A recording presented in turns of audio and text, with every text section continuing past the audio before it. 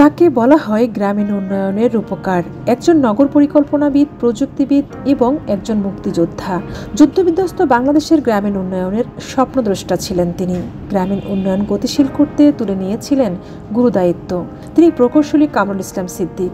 আজ তার ৮০তম জন্মবার্ষিকী।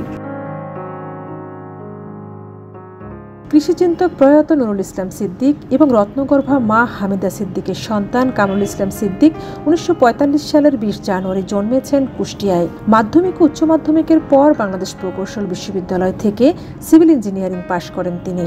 এরপর ১৯৬৭ সালে শুরু করেন কর্মজীবন।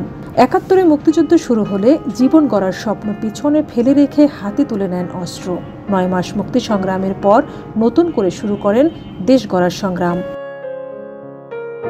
১৯৭৭ সালে যুক্তরাজ্যের শেফিল্ড বিশ্ববিদ্যালয় থেকে আরবান অ্যান্ড রিজিওনাল প্ল্যানিংয়ে উচ্চতর ডিগ্রি নেন এই প্রকৌশলী।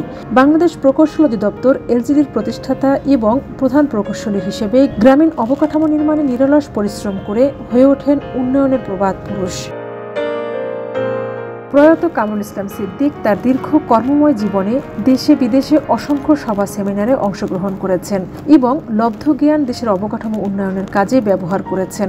আধুনিক নগর কাঠামো গড়ে তোলার স্বপ্ন ছিল তার। তিনি কেবল স্বপ্নদ্রষ্টাই ছিলেন না, ছিলেন স্বপ্ন বাস্তবায়নের কারিগরও। তার যুগোপযোগী কর্মকাণ্ডে গণপূর্ত মন্ত্রণালয় যেন নতুন স্বপ্ন জেগেছিল।